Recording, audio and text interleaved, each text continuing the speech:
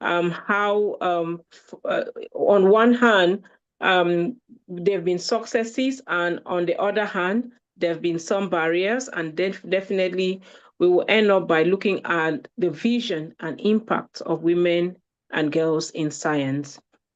So let's begin by welcoming our first speaker. And our first speaker for today is Dr. Shimanes Bano, and she is an award-winning poet, short story writer, translator, editor, literary critic, and lecturer of English with over 23 years of teaching experience. She holds a PhD in English from the University of Allahabad, India, and is currently teaching at Rajarshi Tandon Mahila Allahabad. In November 2025, she received the Ogaki Prize from the Union of Writers of Uzbekistan for Best Translation of Uzbek Children's Literature into Foreign Languages. She has authored, edited, and translated over 50 international books and published works included The Jasmine Girl and Other Stories, and Virtual versus Real World and Other Stories. Dr. Shimenez has actively promoted literature, culture, and education globally, serving as founder and president of the Progressive Literary and Cultural Society India, and contributed to international collaborations in Azerbaijan, Uzbekistan, Turkey, and beyond. Please join me in welcoming Dr. Shimenez as she speaks to us today on the topic Indian women in the field of science. Dr. Shimenez, if you are listening to me, and as we give her a round of applause, let us welcome her as she takes the rostrum. Thank you so much, Rose, for such a wonderful introduction. And very good evening, good afternoon, good morning to all the GPLT member as well as those who are listening from around the world. I'm Dr. Shimenas. I'm a GPLT Gender Studies Coordinator as well as I'm founder and president of Progressive Literary and Cultural Society.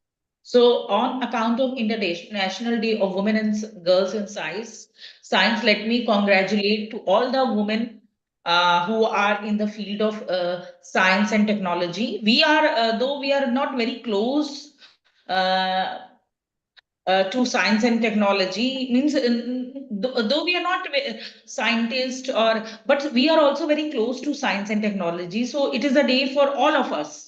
Not only for all those women who are scientists, who are doctors, who are technicians in the field of technology, but all of us, because more or less we are connected with the science and technology. So, as Kiran Majumdar Shaw, who is the executive chairperson of Bicon Limited and Bicom Biologies, opines, I quote, to excel in science, women need an environment that understand their specific needs, trust them and support them.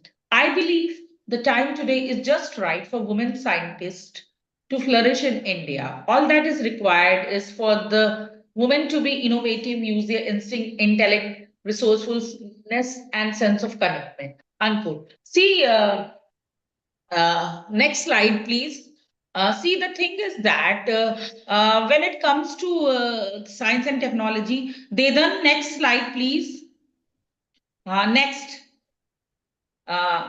When it comes to science and technology, it is always that people think that women in the Western world are forerunner, they are the pioneer, they are excelling. But in the field of science and technology, many Indian women are also doing their best, and they have been excelling in different genre and field. So Indian women have played foundational uh, uh, membership roles in science, foundational roles in science for over a century, ranging from early pioneer in medicine and botany to modern leaders of lunar mission and defense mission. So, like when we say science and technology, so there are many women, and India has a large number of talented women who have made and continue to make significant contribution to the advancement of science and technology. From vaccine to space, Indian women are breaking scientific stereotype and paving the way for others to follow. Indian history is filled with example of women scientists who have held up position in institutions, many of whom have innovated and led cutting edge technology. One such example is Dr. Tessie Thomas, who is also known as Missile Woman of India. We all know Dr. APJ Abdul Kalam as Missile Man of India. But there is a lady also who is the Missile Woman of India. She is a prominent scientist at Defense Research and Technology Organization, which is DRDO. So technology has advanced so much over the years that this wouldn't have been possible without the contribution of women in the field of science. While we know about the priceless contribution of great scientists who are men like C.V. Raman, Meghnad Saha, Dr. APJ Abdul Kalam, but many of us are unaware of the contribution of women in the field of science. So we will be talking about some women who have excelled in different field. Like the first, there are like historical trailblazer. The early 20th century saw the emergence of first generation of Indian women with doctorate in scientific discipline. Earlier, women were not in the higher education, but later on, women not only took up higher education but also master and doctorate degree. So, like the first one is Kamala Sohoni. Then next slide, please. Kamala Sohoni, who was born on 18 June. Next slide, please. Then next slide. Next, please. Next. Kamala Sohoni was an Indian biochemist. Then next. Who was an Indian biochemist who in 1939 became the first Indian woman to receive a PhD in scientific discipline. Her acceptance. Then previous one, previous. Then previous.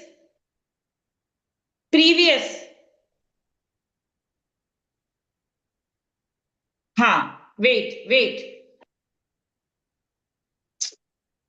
Then previous. Her acceptance into and work at the Indian. Just please wait. I'm talking about Kamala Sohoni. She was an Indian biochemist who in 1939 became the first Indian woman to receive a PhD in scientific discipline. Her acceptance into and work of the Indian Institute of Science, Bengaluru, paved the way for women to be accepted into the institution for the first time in its history. Because before her, there was nobody who has done PhD. Her research delved into the effect of vitamins and into the nutritive value of pulses, paddy, and group of food item consumed by some of the poorest section of the Indian population. Her work on the nutritional benefit of the palm extract called Neera was inspired by the then President Rajendra Prasad's suggestion. Kamala Sohoni received the Rashtrapati Award for this work. Next slide. She was the first Indian woman to get a PhD in the scientific discipline, but she was denied admission by C.V. Raman in IISc because she was a woman. So see, these women scientists have faced so much of discrimination, but they have struggled and they have excelled themselves. Now, next, Ashima Chatterjee. Ashima Chatterjee, an organic chemist. Next slide, please. Next slide, please. Ashima Chatterjee, an organic chemist, was the first woman to earn a Doctor of Science from an Indian university, Calcutta University, 1994. She developed anti-epileptic Ayush 56 and anti-malarial drug and was the first female president of the Indian Science Congress. Her most notable work include research on Vinca alkaloid, the development of anti-epileptic drugs and development of anti-malarial drugs. She also authored a considerable volume of work on medicinal plant of the Indian subcontinent. She was the first woman to receive a doctorate of science from an Indian university. She contributed to organic chemistry was huge. She is known for the development of anti-epileptic drug. And she became the second woman to be conferred a doctorate of science by an Indian university based on her research on the chemistry of plant product and synthetic chemistry. Now, E.K. Janki Ammal. E.K. Please wait, Dedan. E.K. Janki Ammal, full name was Edavalat Kakat Janaki Ammal. She was known as E.K. Janki Ammal. Was an Indian botanist who worked on plant breeding, cytogenetic, and phytogeography. Her most notable work involves studies on sugarcane and the eggplant, which is brinjal. She also worked on the cytogenetic of a range of plant and co-authored the Chromosome Atlas of Cultivated Plant in 1945 with C.D. Darlington. She took an interest in ethnobotany and plant of medicinal and economic value from the race forest of Kerala, India. She was awarded Padma Shri in 1977. Now, next slide, please. Annamani. Next slide, please. Annamani, yes, was an Indian physicist and meteorologist. She retired as the deputy uh, director general of the Indian Meteorological Department and also served as a visiting professor at the Raman Research Institute. Then previous slide.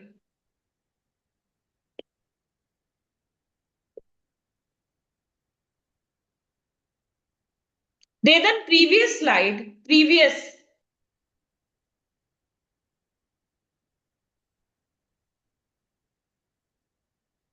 Previous slide. Wait. Okay. Many made contribution to the field of meteorological instrumentation, conducted research and published numerous papers on solar radiation, ozone, and wind energy measurement. Now, next slide, please. Biba Chaudhary. Next.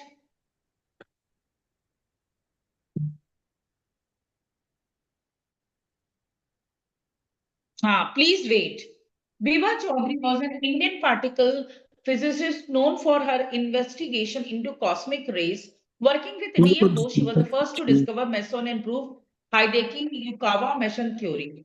Chaudhary demonstrated that the density of penetrating event is proportional to the total particle density of an extensive air shower. She was interviewed by the Manchester Herald in an article called Meet India New Woman Scientist. She has an eye for cosmic rays, saying that it is a tragedy that we have so few women physicists today. Her life was described in the book A Jewel Unearthed, Biba Chaudhary, and Biba Chaudhary Ein Indice uh, Karin Al Star Am Himmel. She was described the statement as for 91. Now next slide, please.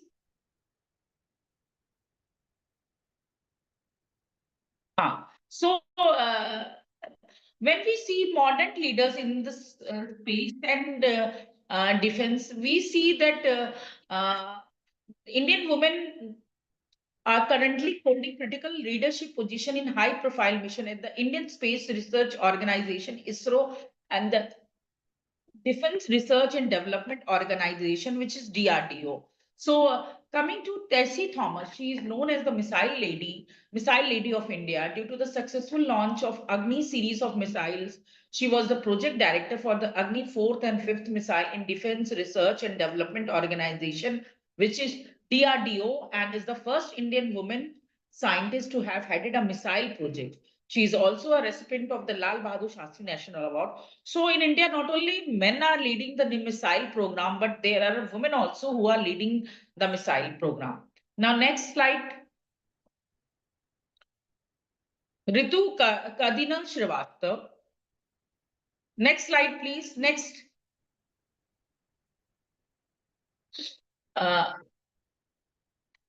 Next slide, please. Ritu Karidal Srivastav is an Indian scientist and aerospace engineer working in the Indian Space Research Organization, which is ISRO. She was a deputy of. The next previous slide. Previous slide. Please wait. Ritu Karidhal Srivastava is an Indian scientist and aerospace engineer working in the Indian Space Research Organization, which is ISRO, ISRO. She was a deputy operation director to India's Mars orbital mission Mangalyaan.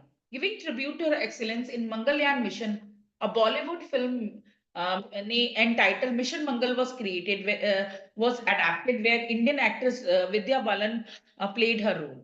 Now, next slide, please. Nigar Shazi. Next slide. Nigar Shazi is an Indian aerospace engineer who works at Indian Space Research Organization, which is ISRO, India's National Space Agency. Previous slide, Dedan. Previous. Why are you in a hurry? Please wait. Previous slide. Previous. Please wait. She joined ISRO in 1987 as part of the UR Rao Satellite Center. She has worked on multiple satellite programs, including service as study director for India proposed mission to Venus, which she spoke about in 2012. 2 minutes to go, Dr. Shimenez. Thank you. I'm having problem with Dedan. He's not able to handle the PPT properly. So because of this, I'm facing problem. Please, Sorry next about slide, that. please, Dedan. Next slide. Give me some time, Rose. I'm having problem issue with because of PPT. Please wait, Dedan. Now, unless and until I say, don't scroll. She has worked on multiple satellite programs, including service as study director for India's proposed mission to Venus, which she spoke about in 2012. She was the associate project director of Resourcet 2A. As of 23, she is the project director of Aditya L1, India's first solar mission, which launched successfully on September 23. Now, next, Muthaiya Vanita. Next slide, please. Muthaiya Vanita is an Indian electronic system engineer. Please wait. Who has led project on satellite at the Indian Space Research Organization. She was project. Now see, previous slide, Dedan. Previous slide, Dedan. Dedan, please wait. Please wait. She was the project director of the Chandrayaan-2 lunar mission as the ISRO.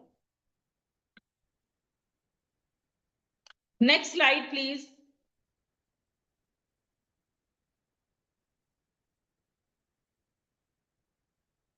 Devan, next slide, please. Next.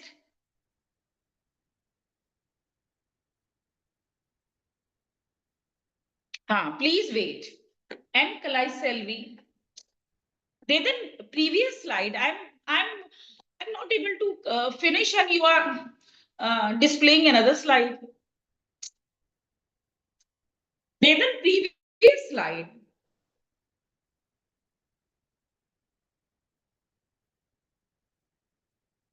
Devan, previous slide. Please wait. Now, please don't scroll. And Kalai Selvi assumed charge as Secretary DSIR and Director General CSIR New Delhi on August 8, 2022. She is the first woman Director General of CSIR. Prior to taking over as Secretary DSIR and DG, she was working as Director CSIR Central Electrochemical Research Institute, Karaikudi. Next slide.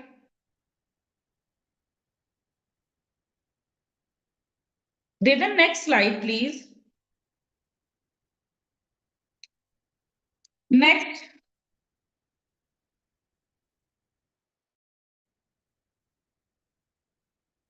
Please wait. Now don't scroll. Anandi Pai stand among one of the first Indian women doctors. See, Devan, I'm not able to read the previous one, and you are scrolling to the next slide. Please, previous one. I'm having problem. Dr. Shimenez, is it possible Please to wait. just Is it possible for you to just work with what you have in there? Then he can just be running the slides, because this we have two I have speakers and a we have to mixture of get both. I going. have PPT. I have collected most of the material on the PPT. That is paper. Is just a secondary item. Anandi Bai stand among one of the first women doctor to learn and practice Western medicine at the age of 21. She went abroad to study medicine in Women's Medical College of Pennsylvania in 1886 and later became the physician in charge of the female ward at Edward Hospital in Kolhapur. I think I'm just reading one or two lines and I'm ending it. Then we have Indra Hinduja, one of the renowned gynecologists, obstetrician and infertility specialist who introduced GIFT, Gamata intrafallopian transfer. Her research work in GIFT has been published in many prestigious national and international journals. She delivered India's first test tube baby. I'm ending because I'm having a problem with the PPT. While the presence of women in science is growing, disparity remains. In 2018-19, women made up 28% of participation in extramural R&D project, up from 13% in 2001. However, only about 15 to 80% of the total scientific workforce in major institutions like CSIR are women. Barriers such as institutional gender bias, lack of work-life balance, and low representation in top leadership role continue to be addressed through government initiative like the Vice Kiran scheme and the establishment of the dedicated chair in the name of early women scientists. See, though women scientists are doing very well in the field of science and technology, but still they are facing discrimination. They are not getting sometimes encouragement or means inspiration. Other ladies are not getting so much of inspiration to give more and more participation. Thank you. I think Please. We can. Thank you very much, Dr. Shimanes. I think we are going to be sharing your presentation to the members of this Honorable Assembly and in the different platforms of the Global Peace Let's Talk. But before I end it with you, I want to thank you very much, Dr. Shimanes, for highlighting and celebrating some of the prominent women in science in India.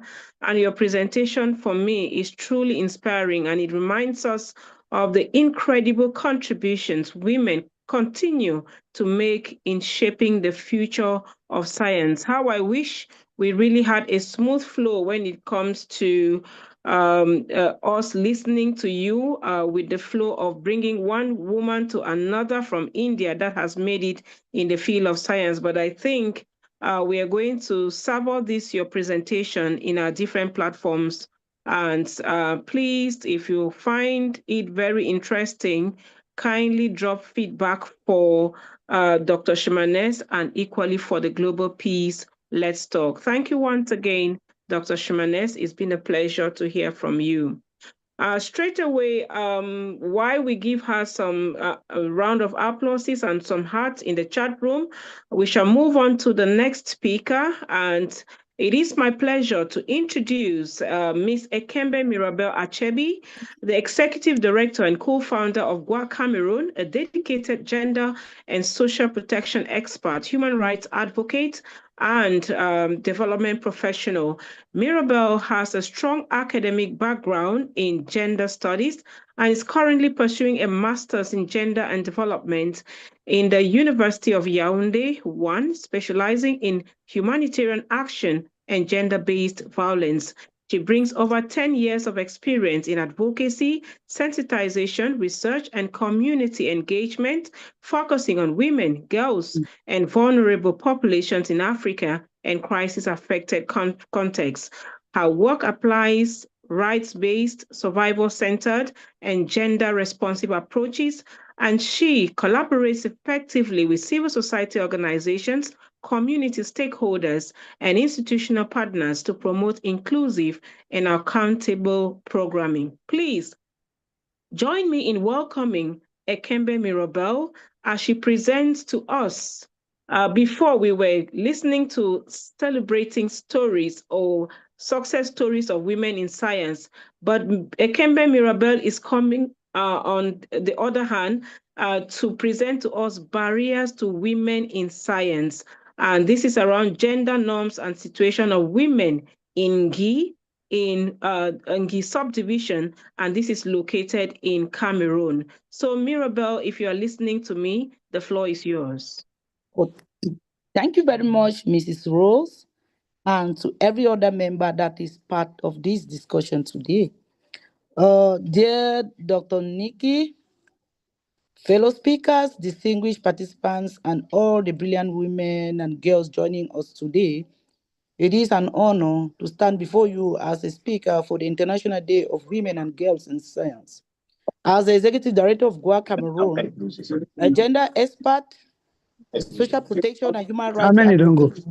advocate, this topic is not just professional for me, but it is deeply personal. Today, we are not simply celebrating women and girls in science, but we are reclaiming space, we are challenging systems, and we are shaping the future. Why women and girls in science matters. I would draw you back to my local community in Gi, where I come from. Science shapes the world. I would like to begin by saying that science shapes the world we live in, from healthcare to climate solution, from digital innovation to humanitarian response. Science drives progress, but when women and girls are excluded from science, the world loses half of its intelligence, creativity, problem solving power. In my local community in Ngi, that is in Cameroon and the northwest region of Cameroon, and also many parts of Africa. Girls are really curious, capable, and creative, but too many of them are discouraged from pursuing science fields because of gender stereotypes that label science for boys. Now, when you come to my local community, uh, people there believe that education is for the boys and not for the women. And by so doing, the girls are always left behind to stay at home and do house choices, while the boys are left to go to school. And even in the educational system, there where I'm coming from, even at the level of the schools, sometimes fields like domestic science, back in the late 90s, when we were going to school, we had what we call domestic science, whereby there was a state center created for young girls. They would leave from different neighboring schools and gather there, and women would teach them how to cook, how to clean the house, how to mend dresses, and how to do other home choices. I think this is the beginning of getting women out of the science field and making women feel that it is not their place to become in the science domains. And again, boys were also given an opportunity to do what we call royal science. We call it royal science, where the boys were given opportunity to learn about the environment, the scientific nature of the environment, and all that goes with science. This is a greatest barrier to girls like us in those days to take fields of science to study in it. We also have other stereotype, gender stereotype, like higher education is meant for the boys. And this stereotype was because people in our community believe that if a girl goes to school to a higher level, she might not get married. And this limits a lot of girls who would have aspired, who were so curious to go to school. And this exists even right to today, because there's a community in my place we call Mengom, where women till date, they don't give them chance to go to school. They are back home, they stay, they crush nut, produce palm oil, and go to the market and sell.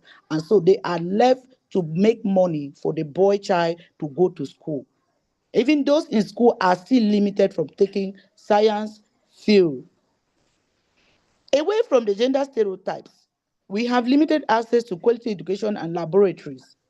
I will still take example to where I'm coming from, where I studied in the secondary school. I studied in GSS Andek, where the laboratory was left with limited equipment like a Bunsen burner, a round bottom flask, a test tube, and you will hardly find those chemical reaction agents that were used, or those chemicals that were used to carry out experiment in the laboratory. And sometimes we practice it, we learn theoretically, but the practical aspect of it was completely absent. Again, we have early marriages that has been a main barrier to girls taking the science fields of education, or girls going to school generally. We believe in my local community and other communities in Cameroon and Africa, it is believed that the girl child should get married. And if the girl child is not married, it's a taboo. So this thing makes many parents to send their female children to early marriages, and they were bound to, many of them left school or leave school without attaining their full education potential. And also, teenage pregnancy is another issue that hampered or stands as a barrier for girls in to go to continue or further education. And girls who become pregnant were exempted from school, completely exempted from school, while the boys, who sometimes are even the perpetrators, will be left in school to study in school. And by so doing, the girls are completely limited to achieving their potential or getting to the highest level of education, which they themselves would have loved to. Again, we have lack of female role models in science, in scientific leadership. Back in those days, we actually lack those women who would stand, who were role models, where young girls will copy from them, would love to be like them. And so even mentorship was very limited. We had no mentorship with to encourage the girls to go to school. And then another barrier is economic hardship and digital inequality. Economic hardship, when you look at most of our communities down there where we are coming from, parents are just farmers who lack the means to sponsor their children to go to school. And so with that, they prefer to leave the girl children to stay back at home to do house chores, and the boys, while the boys, they go to school. So economic hardship has increasingly uh, uh, been a barrier to the girls in science and girls in education in general. This is not just the lack of ability to the girls. It must be noted that it is a lack of opportunity to the girls, and not that they lack the opportunity or they lack the ability to become or to study in the science field. And as someone who works closely with vulnerable communities, I have seen how inequalities in education translate into lifelong inequalities in income, leadership, decision making, and power.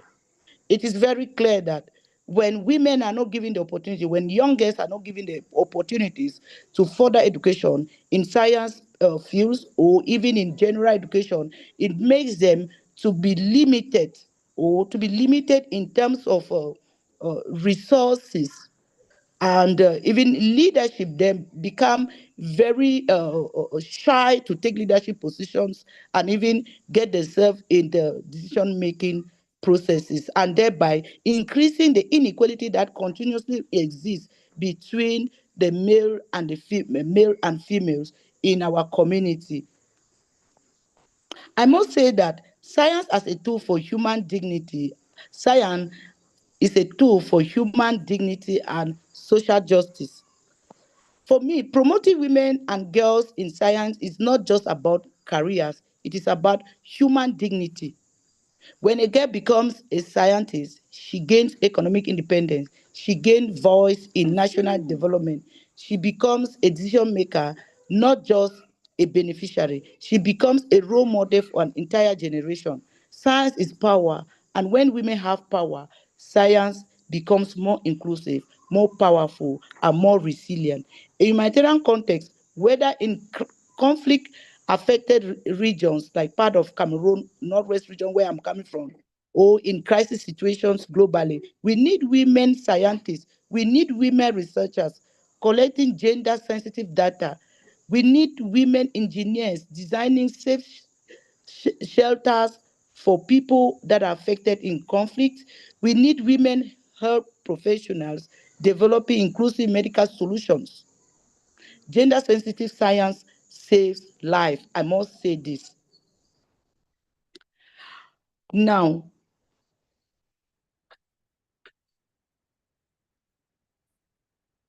breaking myths. Girls are not less scientists. One of the greatest myths we must dismantle is the idea that girls are naturally less suited for mathematics, engineering, or technology. The truth is, girls perform just as well as boys when given equal opportunity. Confidence, not competence, is often the gap. Exposure, not intelligence, is the difference. When we expose girls to laboratories, robotics clubs, coding camps, and mentorship programs, they thrive. The problem is not potential, the problem is structural barriers. So, what must be done if we are serious about advancing women and girls in science? We must act as multiple levels. At the family level, parents must encourage curiosity in girls, buy the science kits, even to the female children, support the mad dreams, stop limiting careers aspiration. At the school level, science must create safe and schools must create safe and inclusive environment free from harassment and discrimination. Teachers must challenge gender bias in classrooms. At the policy level, government must invest in STEM education for girls, provide scholarship, strengthen digital access in rural areas, and integrate gender responsive policies in science and innovation sectors. And at the community level, we must amplify female scientists as visible role models. Representation, representation changes imagination. Now, I have a message for the girls. Right To down. every girl listening today, you belong in the laboratory, you belong in the engineering workshop, you belong in the research institute, you belong in space exploration. Your curiosity is valid, your intelligence is powerful, your dreams are not too big. Do not allow stereotypes to define your destiny. Thank you very much. I'll end here. Thank you very much. Thank you so much, Mirabel. I am so inspired by your last words to young women and girls. Please, let's get down there to that laboratory. Let's get into mathematics. Let's get into science. And it is a war where we are gradually shifting the narratives by involving women, by making the girls feel like, oh, this is that thing that we need to get involved in order to make a difference. And we always say dare to be different, and we will see that huge transformational change that we hope to see in our communities. Thank you, Mirabel, for sharing your invaluable experiences and perspectives, especially with the case study of where you come from in Guy in Cameroon. And it is now my pleasure, as we move on to our last but not the least speaker, to introduce Dr. Ramat Aliu Mohammed, a seasoned educator, administrator, and educational consultant with over 30 years of experience. She is deeply passionate about the welfare of children, youth, and women, mentoring, counseling, and equipping them with entrepreneurial skills to thrive. Dr. Ramat is also a strong advocate for peace, sustainability, and intercultural dialogue, trained in nonviolence and intersocial communication. She is known for her motivational spirit and continues to inspire many through her public speaking, training, and social platforms. Currently, she serves as the director of the International Youth Program chapter of the Global Peace Let's Talk, fostering youth empowerment and global understanding. Ladies and gentlemen, please join me in welcoming Dr. Ramat Aliyu Mohammed as she presents on Women and Girls in Science from Vision to Impact. Dr. Ramat, the floor is yours.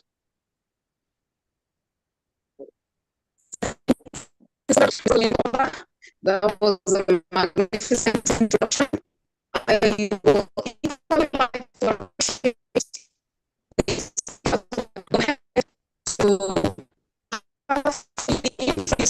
amazing women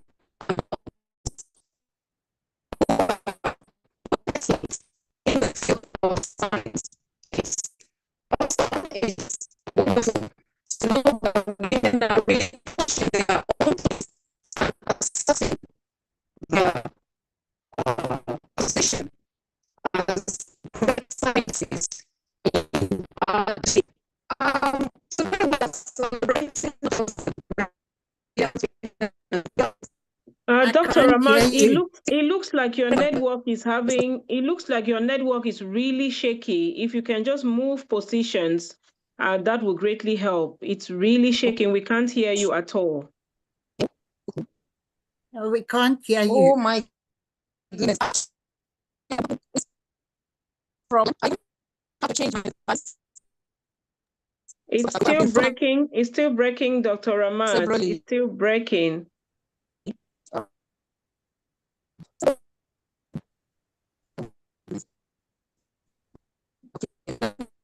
We can't hear you at all. So I think you should maybe you should sign out and then sign in again, and let's see if that works better. Yes.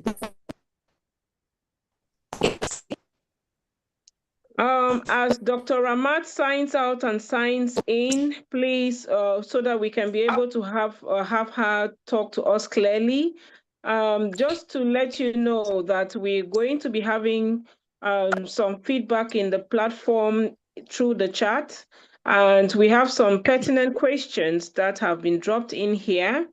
Dr. Ramat, please, if you can just sign out and you join the forum again, I think that may help. Just try it as I go through these contributions.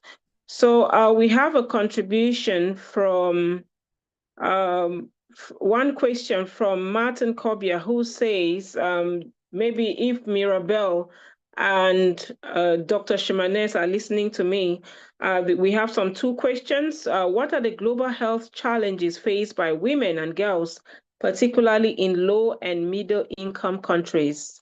I take it again. What are the global health challenges faced by women and girls, particularly in low and middle income countries? And the second question is, how can we bring this to our girls and women in our society, because we are lack of this science and technology in our society? So if we have you, Mirabel, if you can come in to answer this question, or Dr. Shimanes, that will help. One of these two questions. Rose, this is not my field. I have just presented about Indian women scientists. Okay.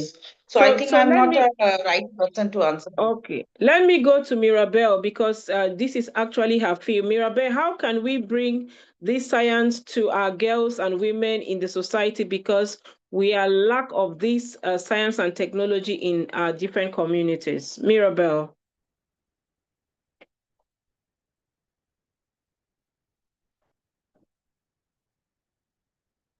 Mirabel, if you can unmute your microphone and answer this question, please, this will greatly help. How can we enhance this science and technology in our current communities?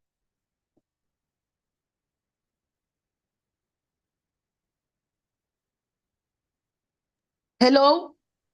Hello, we are listening to you. How can we enhance science and technology in our girls and women today? I know you already brought out some of the strategies. If you can just vividly answer maybe in 1 or 2 minutes, that would be helpful again. Thank you very much for the question. I talked about uh, these at family level that we must be able to get the girls and women involved in science, both at family level, at school level, at policy level. At family level, we must encourage curiosity in girls. That is, we must avoid buying science kit only to the male children, but we should buy the science kit even to the female children so that they get the zeal to continue or to study in the science field. Support the mad dreams even to the female children. It will help to make them excel in the science domain, and stop limiting their career aspiration as because that is what is commonly done in our local communities. At the school levels, the school must create safe and inclusive environment free from harassment and discrimination, because these are most of the problems that are faced. These are some of the problems that are faced by our young girls today. So if the environments are safe, inclusive, and free from harassment and discrimination, it will encourage the girls to take into these science fields. Teachers must challenge gender bias even in the classroom. Gender teachers must be able to challenge these biases, because at times when you look at the classroom, sometimes when scientific studies are going to be carried out, the male children or male students are called up to come because the gender norm has already been has infested even the teachers, that they do it unconsciously without knowing that they are limiting the female student. That is why I say teachers must challenge the gender bias even in the classroom. And at the policy Thank. level, Okay. at policy level, government must invest in STEAM education for girls, provide scholarships, strengthen digital access in rural areas, and integrate gender responsive policies in science and innovative sectors. I think I've answered the question somehow. Well done. Thank you very much. And I think you also targeted the second question, where you also highlighted briefly how this thing can be able to uh, um, overcome the challenges facing women and girls, particularly in low and middle income countries.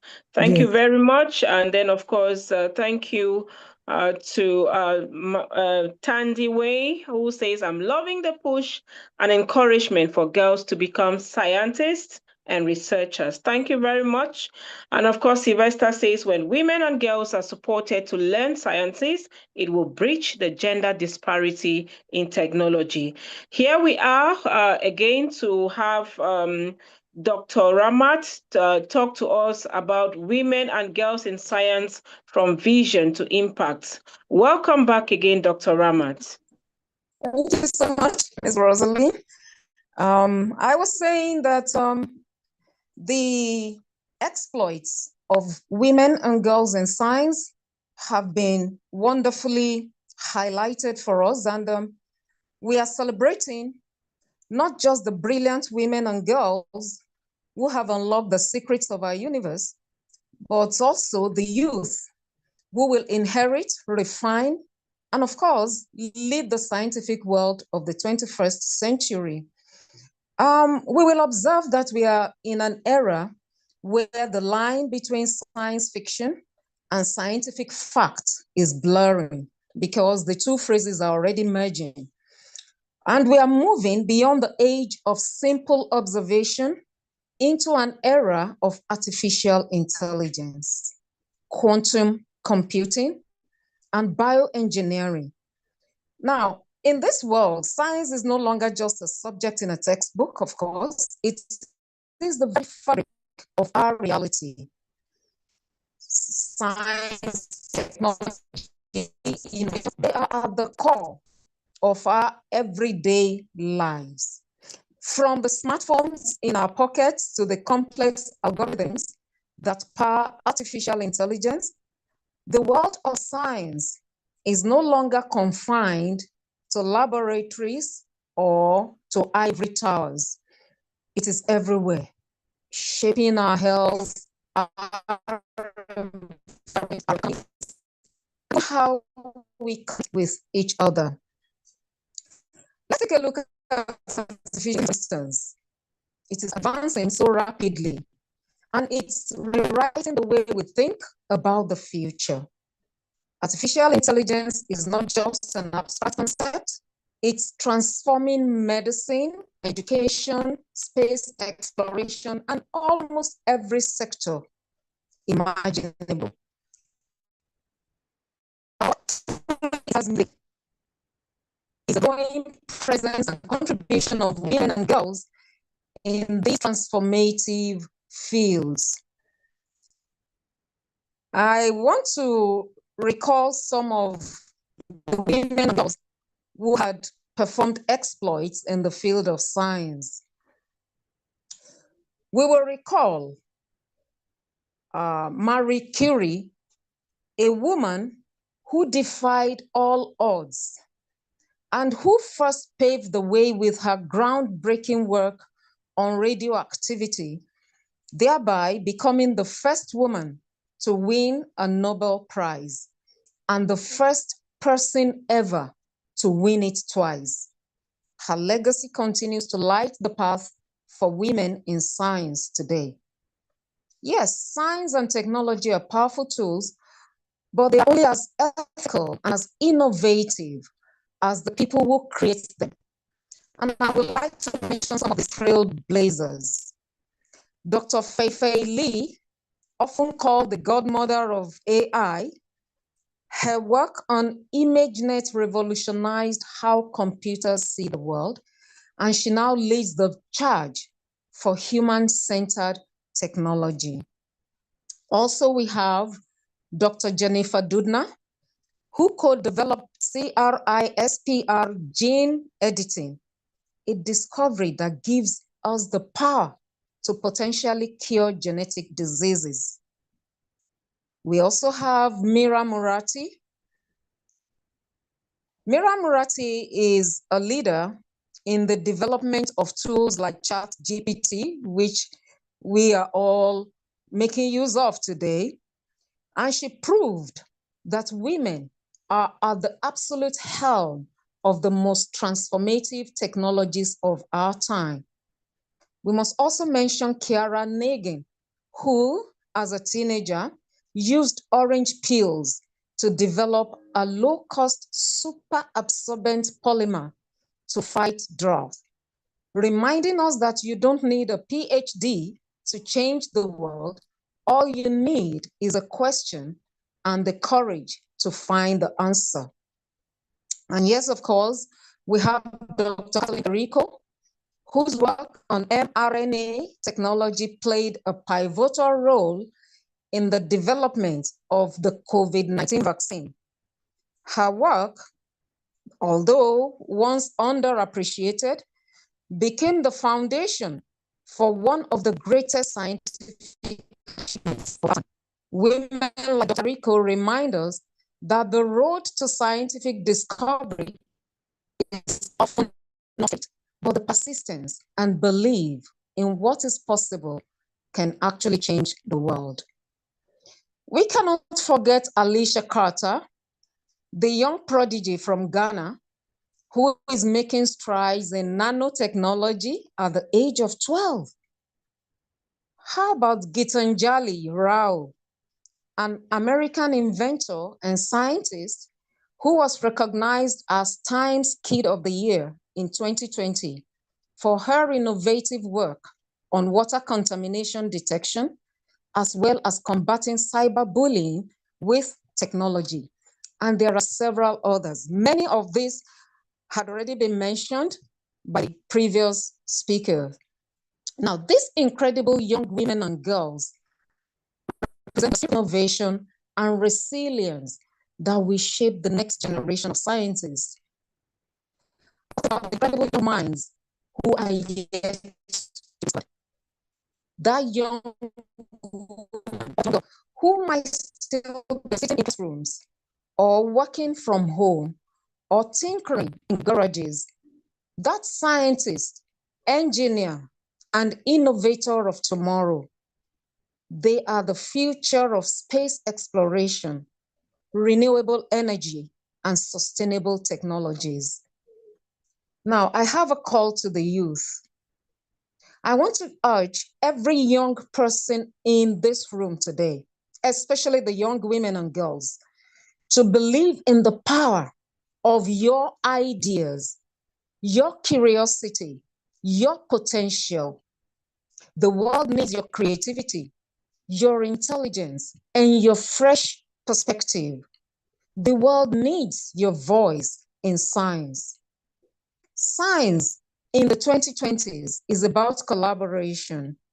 It's about the girl in a lab in Nairobi using artificial intelligence to track climate change. It's about the boy in a classroom in Tokyo coding a robot to assist the elderly. The gender gap in STEM is not just a women's issue, it is a humanity issue. Now, when we lose the perspective of girls in science, we lose half of our potential to solve the most greatest problems. So as we honor these remarkable women and girls in science, let's also remember the responsibility to inspire the next generation. Let's continue to encourage young women to follow their passion for science and technology. We can create a future with no gender and no boundaries. To the young people, I want to challenge you to move from vision to impact. To the girls and women,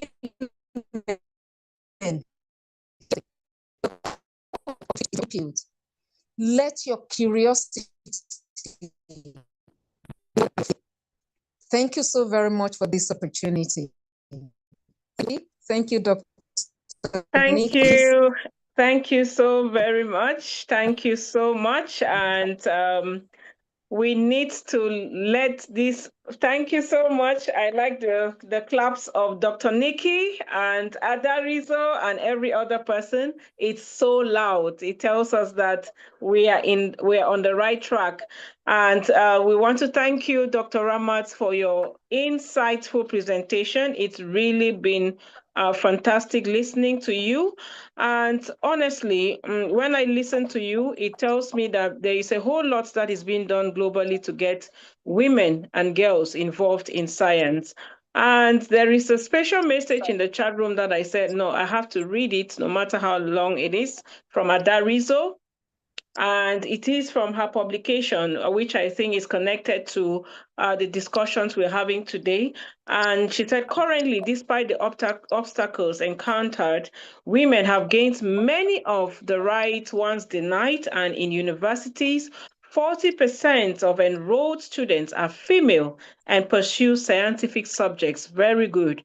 Even in research, the results seem encouraging, yet female students who enter a research career represent less than 30%. Unfortunately, the glass ceiling still exists, that invisible barrier, a sort of ceiling of glass, which is still too often impenetrable for women.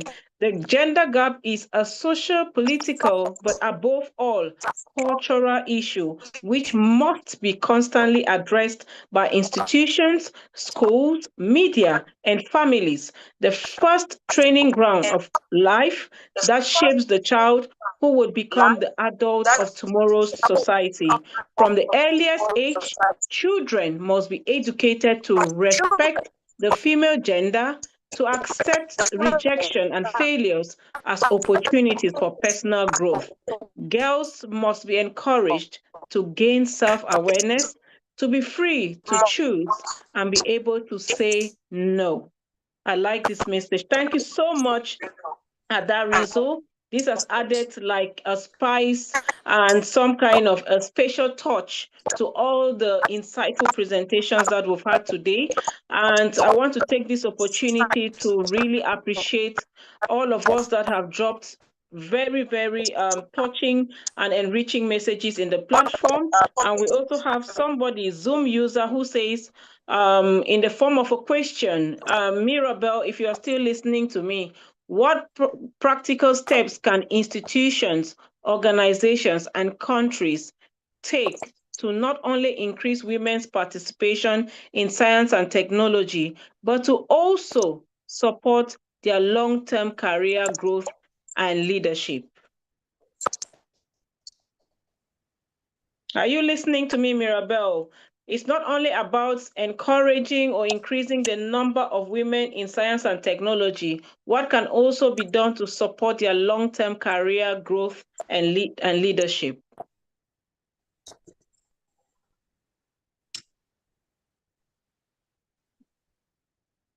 If you are listening to me, Mirabel, I think you have not unmuted your microphone. You can unmute your microphone and let us see how we can be able to enhance women's leadership and participation away from increasing the number of young women and girls into science and technology.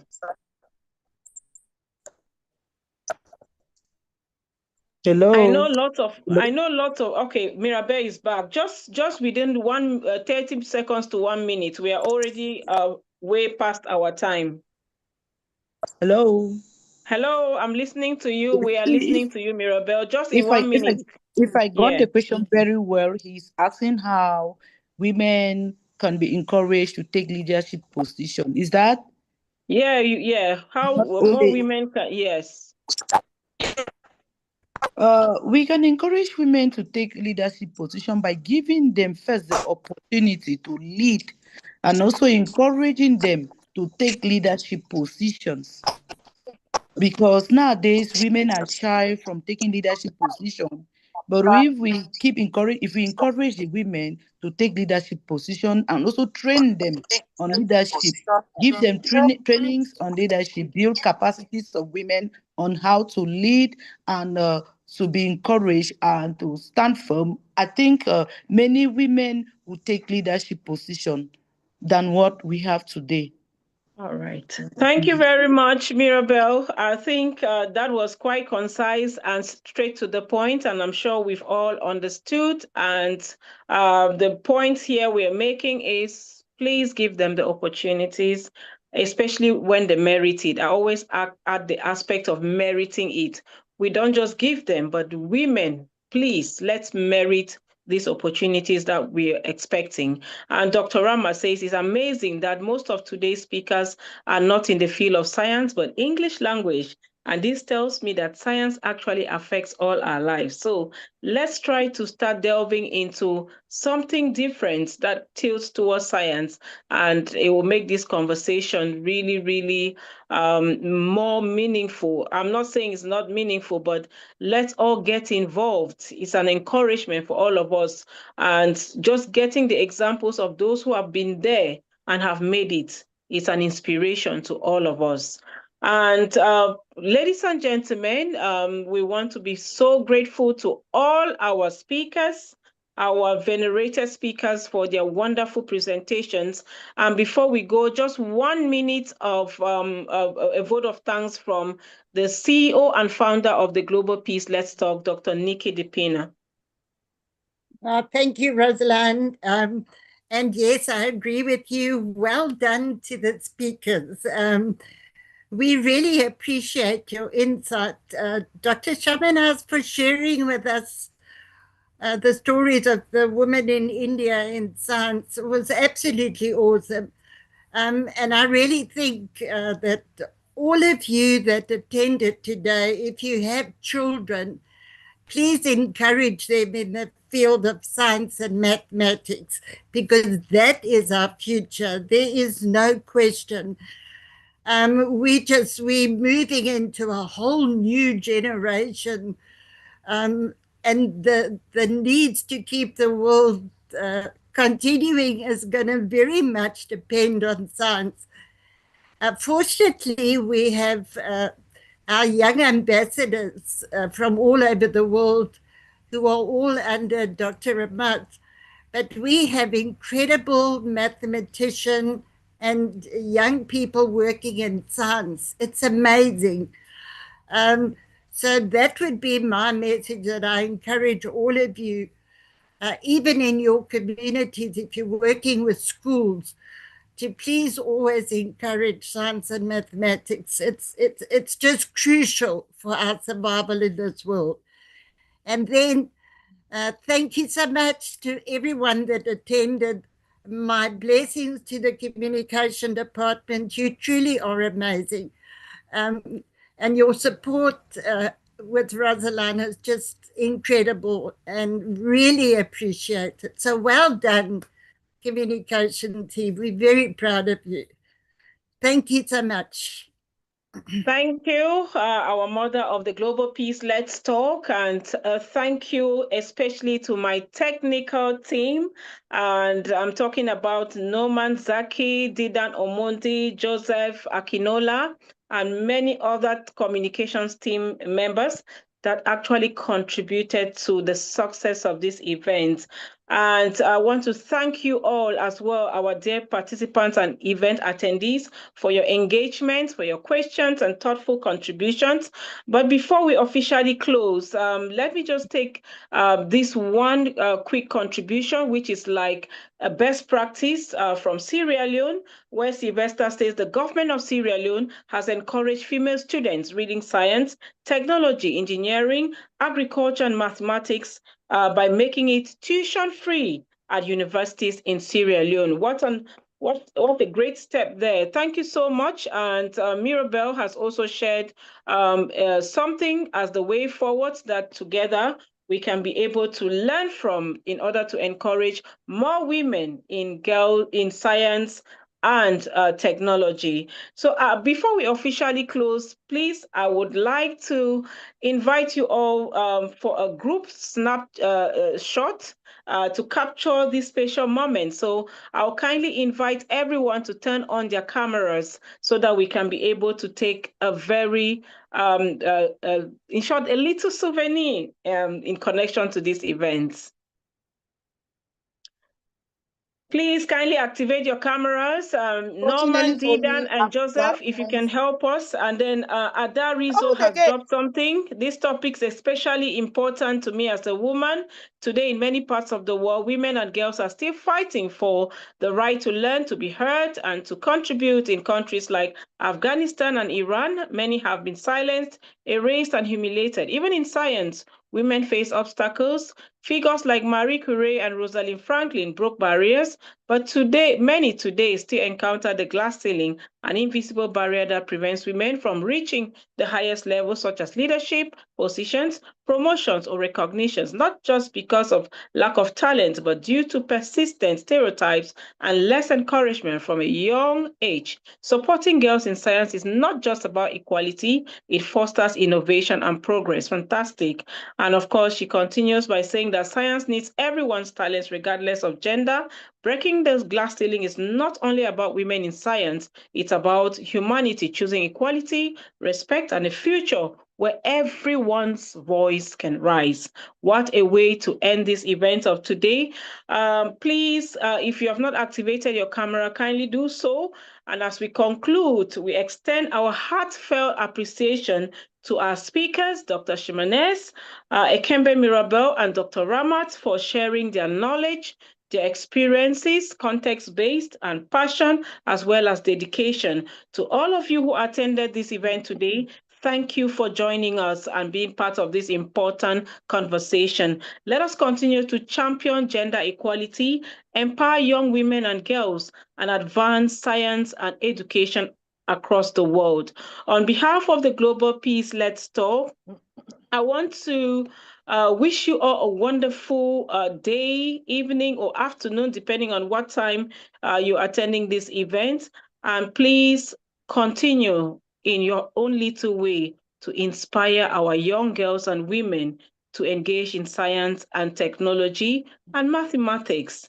So stay inspired, stay engaged, and keep empowering women and girls in science. So you can now unmute your microphone and say bye-bye And thank you. Greet each other. The floor is open for everyone to say I don't hello, know if hello, hello.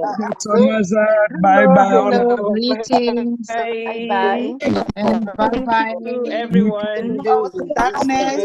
Thank Thank you, you. President. Thank you, Thank you, all. Tanzi. Thank you, Thank you, Rose. Ojuju. Thank you, Martin. Thank you, Dr. Nikki. Yes, Thank you, sir. Martin. Thank you, Thank you, guys. Norman. Thank you, Dr. Ramat, Thank you, Sylvester, Dandy.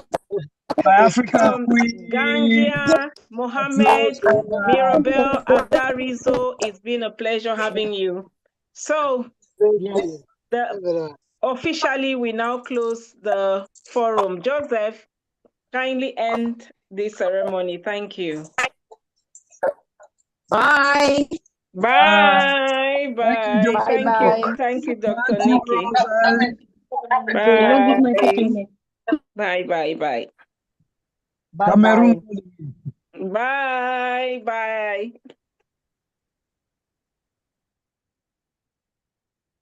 So, Joseph, you can now close the room. We are waiting for you to close the room, please. Okay. Thank you.